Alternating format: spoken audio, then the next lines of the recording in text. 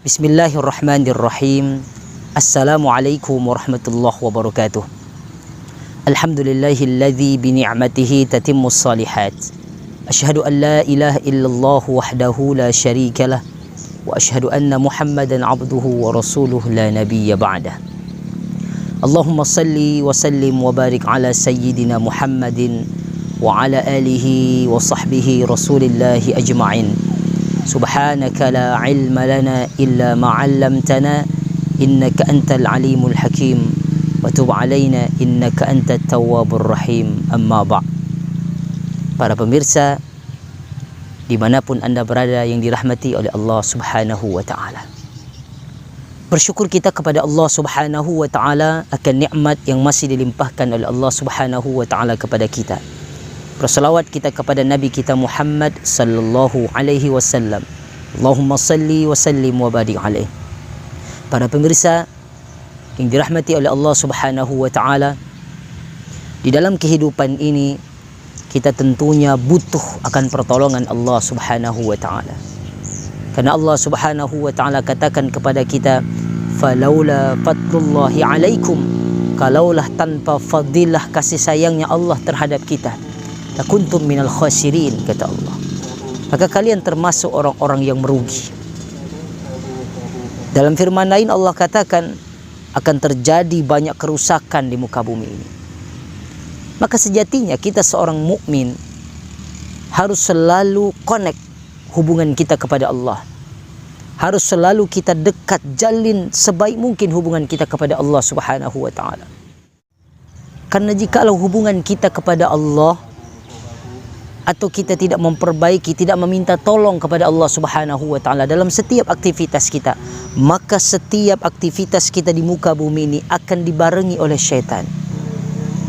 Maka akan disertai oleh setan. Maka dalam sebuah hadis Nabi sallallahu alaihi wasallam katakan kepada kita, "Idza dakhala ar-rajulu baitahu wa yadhkurullaha 'inda dukhulihi wa 'inda ta'amihi, faqala asy-syaitan la mabita lakum wa la 'asha." Ketika seseorang masuk ke dalam rumahnya, kemudian dia mengingat Allah Subhanahu wa ta'ala, lalu saat itu juga setan akan berkata, tidak ada tempat tinggal bagi kita dan tidak ada makan bagi kita. Wa illam yadhkurullah 'inda dukhulihi wa 'inda ta'amihi, tapi ketika dia masuk ke rumahnya tanpa mengingat Allah, maka setan saat itu berkata, adraktum al-mabit wal 'asha, kalian sudah dapat tempat tinggal dan untuk makanan kalian. Artinya Nabi sallallahu alaihi wasallam mengumpamakan di sini dalam keadaan rumah dan makanan. Tapi pada konteks kehidupan kita dalam setiap aktivitas kita, kalau kita tidak menyertakan Allah di dalamnya, maka semua itu akan disertai oleh setan. Para pemirsa yang dimuliakan oleh Allah Subhanahu wa ta'ala, maka Islam mengajarkan kita tentang doa. Maka Nabi sallallahu alaihi wasallam katakan, ad-du'a'u silahul mu'minin. Doa merupakan senjatanya bagi orang beriman. Senjata dalam artian untuk membentengi diri kita dari waswasus syaitan, daripada gangguan, daripada amalan yang disertai oleh setan. Paling tidaknya kalau kita tidak bisa membaca doa dalam setiap aktivitas kita, kita hadirkan nama Allah dengan mengucapkan Bismillahirrahmanirrahim. Kata-kata Bismillahirrahmanirrahim sangat mulia dan banyak fadilahnya. Dalam sebuah kitab, yakni Al-Hashiyah Al-Mukhtasar Libni Abi Jamrah Lil-Bukhari, yang ditulis oleh Muhammad bin Ali Asy-Syafi'i, yang wafat pada tahun 1233 Hijriah. Pada halaman pertama, tepatnya di halaman 4, beliau mengatakan banyak fadilah tentang Bismillahirrahmanirrahim. Salah satunya beliau menukilkan dalam sebuah hadis yang diriwayatkan oleh Ibnu Mas'ud, bahwa Nabi sallallahu alaihi wasallam berkata, faqala Nabi sallallahu alaihi wasallam, man yuridul idza arada ayyunjiyallahu min rabbaniyat 19 falyaqul Bismillahirrahmanirrahim. Kata Nabi sallallahu alaihi wasallam, barang siapa yang ingin diselamatkan daripada penjaga neraka yang 19, maka ucapkan bismillahirrahmanirrahim. Fa inna bismillahirrahmanirrahim 19 harfan. Karena sesungguhnya bismillahirrahmanirrahim itu ada 19 huruf. Wa khuznatu jahannam 19. Dan penjaga pintu dan penjaga neraka itu ada 19. Seperti yang dikatakan oleh Allah Subhanahu wa taala, alaiha 19. Di dalam surah Al-Mudaththir kata Allah, di dalam neraka itu ada 19 penjaga neraka. Faja'alallahu likulli harfin jannatun ay daf'un. Maka kata Allah, tatkala dia membaca bismillah, Allah jadikan setiap huruf itu menjadi pelindung bagi dia daripada terjerumus, daripada disiksa di dalam neraka itu tadi. Bahkan dalam sebuah riwayat, orang-orang yang masuk ke neraka itu saja, dari orang-orang musyrik, orang-orang kafir, mereka juga mengucapkan bismillah agar diselamatkan. Itulah harapan mereka. Hadirin para pemirsa yang dirahmati dan dimuliakan oleh Allah Subhanahu wa taala. Di dalam buku ini juga beliau menukilkan dari perkataan Sayyidina Ali radhiyallahu anhu bahwa tatkala awwala ma unzila bismillahirrahmanirrahim, awal pertama kata Sayyidina Ali bismillahirrahmanirrahim diturunkan, maka saat itu dajjatil jibal, gunung-gunung gemetar. Kata Sayyidina Ali, hatta nasma'u, sampai kami mendengarkan suara gemuruh gunung itu. Maka saat itu penduduk Mekah berkata, sahara Muhammad al-jibal. Kata orang-orang penduduk Mekah, Muhammad sudah menyihir gunung-gunung itu. Maka saat itu fa'anzalallahu ad-dukhan hatta azalla ahla Makkah.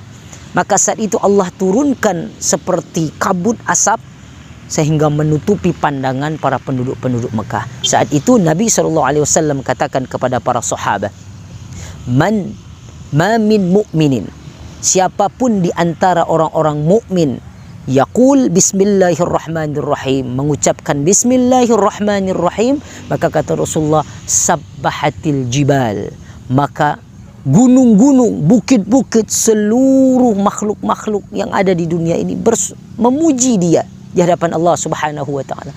Ghairu annahu la yasma'. Tetapi memang manusia ini tidak akan mendengar pujian-pujian makhluk ini kepada Allah karena dia membacakan bismillahirrahmanirrahim. Hadirin yang dimuliakan oleh Allah Subhanahu wa taala.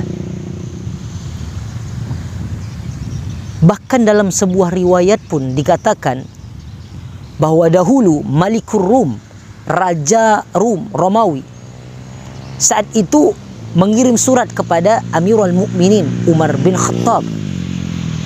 Dia berkata bahwa Malik Rum ini, Raja Rum ini sakit kepala sehingga meminta obat kepada Umar bin Khattab. Maka saat itu Umar bin Khattab mengirimkan seperti kolan suah. Kolan suah itu seperti tudung kepala, kalau makna kita peci. Tatkala Malikur Rum ini memakai peci itu, seakan-akan hilang pusingnya. Fa idza khala'a, tatkala dia lepaskan peci itu tadi, tudung kepalanya itu, fa huwa yash'uru bis-suda', kembali pusing dia. Setiap seperti dia lakukan seperti terus, sampai suatu ketika dia penasaran. Dia lihat, dia buka kolan suha peci itu, dia lihat di dalamnya rik'atun, ada tulisan khat rik'ah, tertulis bismillahirrahmanirrahim.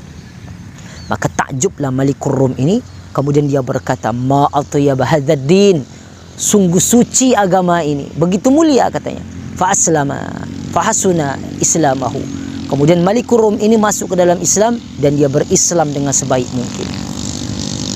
Maka Nabi SAW pun berkata, man rafa'a qirtasan 'alal ardi fa fihi ismullah, barang siapa yang mengambil sebuah kertas yang ada di atas bumi yang tertulis di dalamnya nama Allah atau bismillahirrahmanirrahim, maka kata Nabi SAW, li ijlalih, untuk memuliakan nama Allah ini, maka Allah Subhanahu wa taala akan mengangkat derajatnya, memuliakan namanya.